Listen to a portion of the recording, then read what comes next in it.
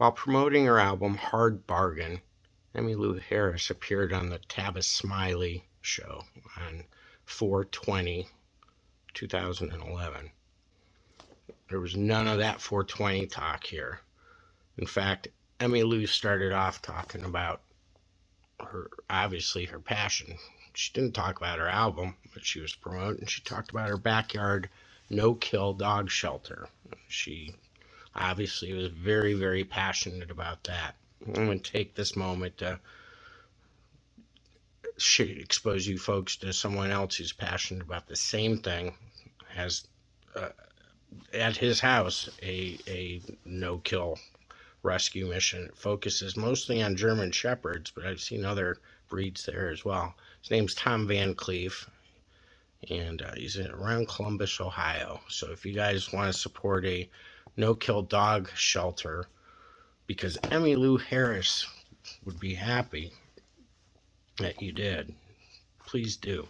Again, Camp Finnerty. Harris recounts her musical journey, going from high school valedictorian to college dropout to go play the Greenwich Village folk clubs, fixated on Joan Baez and Dylan and the like, and failing, getting married to another musician on the scene, having a baby, getting divorced, moving back home with her parents, who at that point had ended up around D.C. And the guys in the Flying Burrito Brothers, after Gram had left the band, saw her perform, and she ended up joining Gram and his band and played in that and famously sang duets, especially Love Hurts is the one everyone remembers, until he died.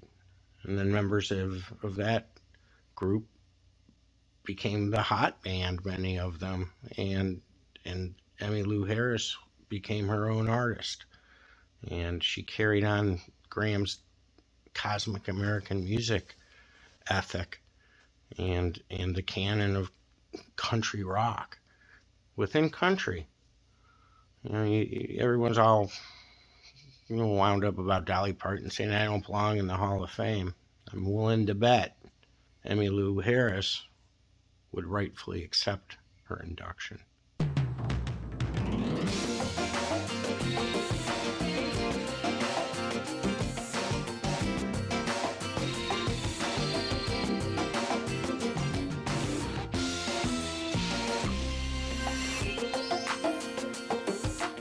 Please welcome Emmylou Harris to this program. The legendary singer-songwriter is a member of the Country Music Hall of Fame and a 12-time Grammy winner. She's out next week with a new CD. It's called Hard Bargain, and from the project, here is some of the video for Good Night, Old World. I leaned over to you during that clip and said to you how good you still sound, and you said to me, well, I'm just very blessed, that I still love my work and I can still work. I still have an audience and love what I do. And I'm even able to have kind of a little bit of a second career in dog rescue. Doesn't pay anything, yeah, but it's become a real passion for me. So I have a couple of passions in my life that I'm able to put my energy and time into, and it doesn't get much better than that, you know. Since you mentioned the dog rescue, Emmylou, let me start there. We'll come back to the music. Okay.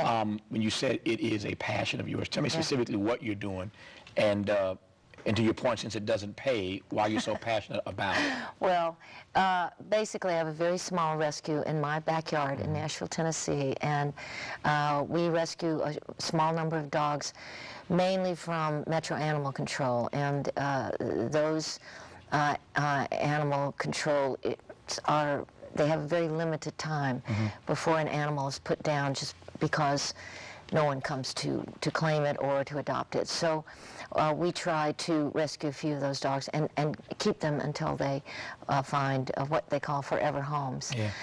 We're hoping to expand to engage with the community in a larger no-kill shelter for dogs and cats in the community. But my little shelter in my backyard will stay very, very small. Yeah. So. Have you always been an animal lover? Yeah, pretty much. You know, my father was actually studying veterinary medicine when World War II broke out, and he joined the Marine Corps, and then met my mother, and they eloped, and so he never went back to pursue that. He remained a pilot in the Marine Corps, but. You know, my father and the relatives on my mother's side and aunts and uncles, everyone had pets, and I think instilled in me a sense of compassion and respect for all living creatures, for animals. So we always, but I didn't live on a farm or anything, so we just had household pets, dogs and cats. Yeah. Since you mentioned your father and changing of careers, Yeah. I've been dying to ask you this. So you graduate as the valedictorian of your high school class. Yes, I did. You go. Yeah. Are you still proud of that? No, number one. That's cool. I mean, it was something. I was just such obsessed with studying and getting straight A's. I don't think I really learned anything. But I got good grades. I hear that. You know what I mean? That's a powerful point. I'll come back to that in just a second. Okay. I promise. I'm going to put a pin in that for just a second. All right. Because I want to finish this other thought first. You graduate valedictorian out of your high school class. You go off to college. And then you at some point have to tell your parents that you're dropping out of school after being the valedictorian Right. to pursue your music career. Right. What did your mom and dad say about that? My parents were not very happy. They were very worried about me pursuing a career that, even if I had talent, might not give me the happiness and the success that any parent hopes for their child. But I have to say that my parents, for all their reservations, they were incredibly supportive. Then, of course, when things didn't work out and I ended up being a single mother with a young daughter, I had no place to go at one point but then to come home, and there was never any of this "I told you so." It was opening with welcome arms as long as I need to be there. They were an extraordinary help for me with my daughter, who's now 41. And so really, a lot of the things that happened for me in my career, I couldn't have done without the support and the love of my parents. Yeah. Back to that valedictorian story now. Okay. Two things I want to ask about. One, when you talk about how obsessed you were with studying, is that part of your personality? Have you been that obsessed, that dedicated, that committed to your music career and everything else that you work on? I think I can be pretty focused, but as I say, it was more wanting to be the good student, seeing myself as the good student, and also my parents had expectations. They wouldn't have cared if I got a B or a C or even a D. They wouldn't have cared, but somehow I set it up for myself that I could get the good grades, so I had the ability to really memorize stuff and give it back. I was the perfect student for that kind of education that didn't really require you to think too much. So that I could really almost ace it, you know, because I had a 4.0 average from 8th grade through 12th. It's ridiculous. It's embarrassing. It is embarrassing. I can't believe I just told everybody. On top of that, she becomes a country star. This is too much. Before I ask you one last question about the valedictorian thing, I got to turn to the camera and say something to my mom right quick. Okay. Mom, Emmylou's parents didn't care if she got a C or a D. I digress on that. Anyway, when you said earlier that you were so obsessed with trying to get those grades and keep that 4.0 average from 8th grade on, that you're unsure whether you learned anything, I want you to tell me more about that, because I think that's part of what we're wrestling with that right now in our education system. Right. That we're, you know, my own point of view on this is that this whole notion of teaching to the test and making these kids learn so they can pass the test, I'm not sure what we're learning. Is that teaching kids to think critically for themselves? I mean, this just, as you know, this debate is raging across the country. What do you mean by that, though? Well, I will say that in my senior year, we had a very controversial English teacher. And he was very tough. He was asking kids to think, and he would ask, if you said something or gave it back to the teacher, he would say, "What do you mean by that?" And half the kids in the class left. They were given the option to leave, but I stayed because I felt I was being challenged. And he was probably the best teacher I had that really taught me to think a little bit. And he was an English teacher, so, you know, and I was always interested in language and English and that sort of thing. So that was a different, but it was my senior year, you know. So, and then at the same time, around my sophomore and junior year, I became involved with folk music. You know, there was a big folk music revival in the United States back then. And I could hear a lot of that on the radio from American University in Washington, D.C., because my father was stationed in Quantico. So, and that became a real passion for me. And as far as a student, I mean, I bought books and taught myself, you know, to play the guitar, 3 chords, but it was all I needed, and got a repertoire of songs, and so that became a driving passion for me. But it was different from the obsession I had with getting a grades. That was just kind of for my self-esteem, that I thought I was supposed to do that. Somehow I had told myself I had to get these good grades, even though, as I say, my parents, I knew it pleased them, and I think I loved my parents. I wanted to please them. So maybe that's all it was, and I was just doing what I thought I was supposed to do. But with the music, that became a different animal for me. That was something that transcended just doing something because you thought that's what people expected of you. That was purely for myself. So now that I understand what your process was with regard to academics, with regard to your studies, what's been the process for your music? For my music, in terms of producing and writing and performing. So grades, you felt like you had to do that for your parents. Yeah. Tell me about the process for your music. Well, with the music, you know, you're passionate about it. It's like you're hungry for something. In the beginning, you know, I was just kind of a Joan Baez copier. And I didn't really have a style of my own. And it wasn't until I met and started working with a fellow named Gram Parsons, who kind of brought country and rock music together. He was in a group called the Byrds, and then he started the kind of quintessential country rock group called the Flying Burrito Brothers. And I did a couple of solo records with him where I sang, you know, duets with him. And after his death, after I'd only really known him a year, and I had become sort of converted to country music and found my voice in that sort of harmony singing and that kind of music, I was really felt like I was supposed to carry forward his music in a way, which, or at least try to convert people of my generation to country music, because we tended to kind of dismiss it. You know, I still had my love of folk music and my, you know, I was still inspired by folk music because, in a sense, they're all coming from the same pool. But, you know, when you're working at something that you love and you have an opportunity, first of all, to learn with Gram, who was kind of my teacher, and then to find myself with really good people, really good musicians, the opportunity to make a record, and then lo and behold, I had an audience. So there was kind of nothing to stop me but to keep learning those songs and trying to write. A lot of it had to do with the people that came into my sphere, wonderful, talented young writers like Rodney Crowell, you know, who were of kind of my generation, but who understood and loved country music. So it was just a matter of keeping at something that you know, why would you stop? You know, I love the road. I loved going out and playing for people. Yes, still. I take a couple of dogs with me. Yeah. when you mentioned earlier, at the top of the show, as a matter of fact, that you feel blessed to still have an audience, how would you describe that audience, your audience? You know, it's funny. There are people who have been with me from the very first record, and people who go back to being, who are Gram Parsons fans, even though he had a short career, brief career.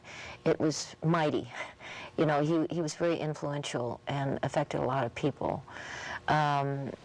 Who are still very passionate about his music. So there were people who came to me through Gram, people who have been fans since the first album, and for a while there, I would have younger people come up and say, "My father just loves your music." Now it's becoming grandfathers, but that's okay. I'm a grandmother. But I find that I've got younger fans too, especially when I made Wrecking Ball in 1995 with Daniel Lanois of sort of U2 fame. That was kind of a different record, and a lot of people came out of a curiosity of what was this sort of combination going to be. But I think people stayed because the music had an effect on them. I'm trying to understand, given that you admittedly were a Joan Baez copy initially, Right. how it is that Gram helped you, Emmylou, to find your own voice, your own song stylings. How do you when you start out as a Right. copy, how do you turn yourself into an original? Well, you start out, I think everybody starts out copying somebody. Somebody, yeah. You know, you try to copy the best people. What happens along the way is, okay, I'll try to sing a Dolly Parton song because I love her, but I can't do certain things with my voice that she can. But I want to sing that song because I love that song. So someone said once, I read this somewhere, that style is a product of your limitations. And which is good, because otherwise we'd have one singer that sings everything, and it wouldn't be very interesting. That's a great quote, by the way. Yeah, I mean, I think it really resonates probably in the arts in a lot of different ways, but definitely in singing, because I know I'm very well aware of what I can't do, but I don't worry about it because I just focus on what I can. And with Gram, it was a very narrow pathway of starting out by singing harmony with him. So first of all, you're focusing on a second melody that is following someone else's melody, almost like dancing with somebody, although I'm not a very good dancer. Never could do that. But I think it made you focus more on the words and following someone else. It almost took your attention away from yourself. And you're just into the music and serving the song. Now, this may be something that I'm making up, you know, because it seems to me now, after all this time, but certainly once I kind of got this passion for country music when I discovered the Washed in the Blood stuff, you know, the Bill Monroe and the Louvin brothers and those incredible harmonies and the voice of George Jones, which I should have discovered because my brother is a country music fan and would play those records, but all I wanted to hear was Bob Dylan. You know, my ears were closed to that. But once I really heard it and got deep into it, you know, singing those songs and listening to those songs, listening to those great artists, I just somehow, it was like coming in through the back door. Since you went there a couple of times, I feel obligated to come back and ask if you'll open up about this to me. And that is this notion of knowing what you can do and what you cannot do. Yeah. I think it's so important for all of us. If you're going to be a success in life, whatever that means, you got to know what, that's why I love that style quote. The style is a product of your limitations. Right. You got to know what you can do and what you can't do. Right. After all the acclaim and all the success that you've had and all the records you've sold, what is it that just tell me one thing that you can't do with your voice. Well, for one thing, I can't sing as high as people think I can. Definitely now, and even back when I had all those higher notes, I was more of an alto. I just sounded like a soprano. But you know, certain intervals are really hard for me. I just can't hear them. And when somebody says to me, "It's just a half step," I say, "Please don't say that to me." You know, you know, and at certain intervals, I know I was trying to sing a harmony part on a record, The Prairie Wind. I was in the studio with Neil and his wife Peggy, and they were doing that album in Nashville. And I had sung one part, and they decided that I would sound better in this other part, which required an interval that happened in a minor, and Neil was saying, "Well, it just goes to the..." I said, "Don't say the M word." If I start thinking about that, I won't be able to do it. And I don't think I ever did get that particular part. You know, so but you say, well, okay, I can't do that, but there are other things I can do, and so you just try. Hopefully, you won't run into too many things that you just can't do or you don't do very well. So why? I just, you can improve yourself as a human being, you know, and push yourself on certain levels to become more educated or more thoughtful or whatever. But I think your talent is your talent. For me, I'm very content with what I have, with that piece of, you know, territory I have that is my voice. You know, it seems to me that it's limitless, the opportunities for songs and things that I love singing and that I can hopefully put across emotionally, that I don't have to become a different kind of singer in a different form of music. You mentioned in this conversation the names of a few friends of yours that we know you've collaborated with over the years. You mentioned Dylan in this conversation. You mentioned Neil Young in this conversation. And there are obviously countless others. To my mind, you're one of those artists who, if I am to look at your discography, appreciates collaborations. Why so? Well, in a sense, to me, it's all about collaboration. You know, once you move out of your sitting on your bedroom floor teaching yourself those 3 chords, you know, if you make a record, usually it's with a bunch of musicians. And I have worked with extraordinary musicians, and they're all unique, and they all have something to contribute to that process of making a song come alive. The producers, you know, and then more, I suppose, pure collaborations like making the records with Dolly Parton and Linda Ronstadt. It's just a joy to be able to see the uniqueness that everyone who is a musician, whether they just play an instrument or their instrument is the voice. I'm just amazed at the combinations and the beauty of people making music together. It's been a joy for me, whether it's out on the road with my band or backing up to, you know, making that record which you take out on the road. And it really is a group process, and it is a collaboration. So tell me about Hard Bargain, the new one. Okay, well, Hard Bargain is kind of interesting in the way that we made it. Jay Joyce, the producer, I had worked with him on a couple of one-off things where we did entire tracks with just him. He's a very versatile musician as well as producer. And another musician that he works with a lot, Giles Reeves, who's also plays a lot of different instruments. So when I approached Jay about producing the record, he said, let's start with just the 3 of us and see how far we get. He said, I think we can do the whole record this way, but if you feel that we need a specific instrument that the 2 of us can't play, or if we need another, whether it's a musical voice or an actual literal voice and harmonies or whatever, we will bring somebody in.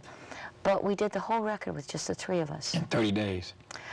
I think so. Basically. I think it took us longer to sequence the record than it did to make the record. Yeah.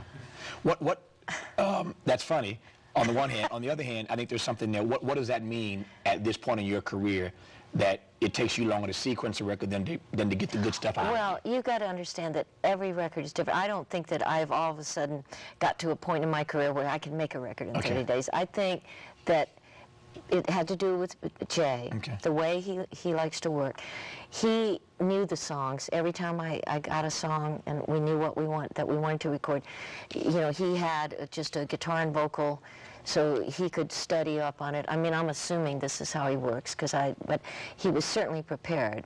Day one, when I came in, and he said, let's start with this song, he certainly had the ideas of what he wanted to play, and consulting with Giles to see what Giles wanted to play. I knew what I was going to play because I was just going to play the song as I had written it.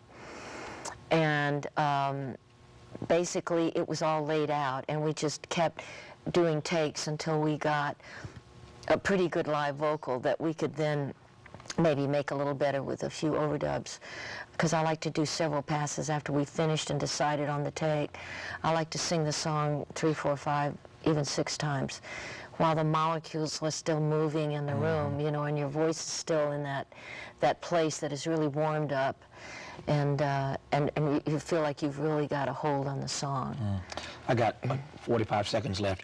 We opened the show with a piece from the record, from the CD, Good Night Old World. But when I got this CD, I couldn't wait to put this one thing on because I just had to hear it. You'll appreciate this. I'm a black man, obviously, born in Mississippi. So you know where I'm going with this, obviously. When I see a track called My Name is Emmett Till. Right. Tell me quickly about that track. Well, I'm from Alabama, Birmingham, and a very tumultuous generation, history that we share from totally different sides. But really, the story of Emmett Till is part of our history, and the terrible tragedy, a story that, you know, we're so aware of. I was actually listening to NPR, and they were talking about Emmett Till, made me remember the story. And I just sometimes Tavis, I think that you channel things, because I just got that line that I was born a black boy, my name is Emmett Till, and from there most of the song is just a retelling of that horrific tragedy that happened, very without any kind of emotion in a way, in his own voice, and then from my point of view, giving him the words that he shouldn't just be a footnote in history, that we must always remember the tragedy of a life cut short for such a terrible reason. But once again, it's the mystery of songwriting. We don't really know where these things come from. I can tell you this, when I heard that track, it reminded me of what I love about your work, and it is the truth that comes through, the humanity that comes through in your music. So thank you for that. Thank you. Thanks for having me, Tavis. The new project from Emmylou Harris is called Hard Bargain. Emmylou, again, good to have you on. Come back anytime. I'll be here. That's our show for tonight. Thanks for tuning in. Until next time, good night from L.A. and keep the faith.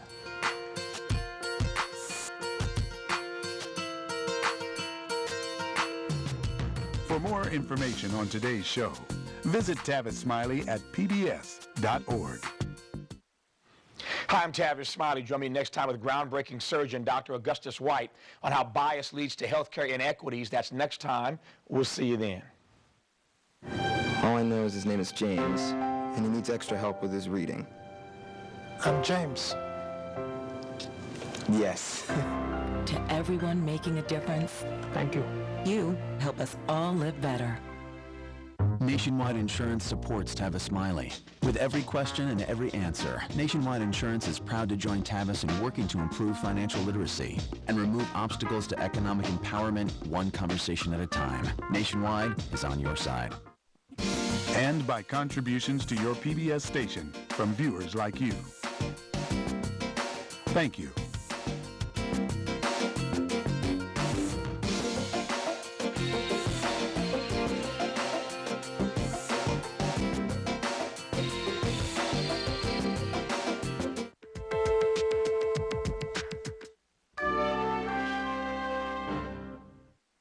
Thanks for watching.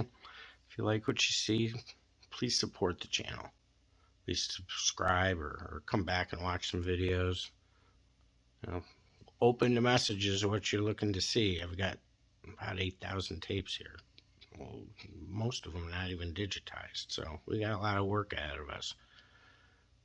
You can also go to my GoFundMe and Patreon pages if you really want to support it. And just keep watching.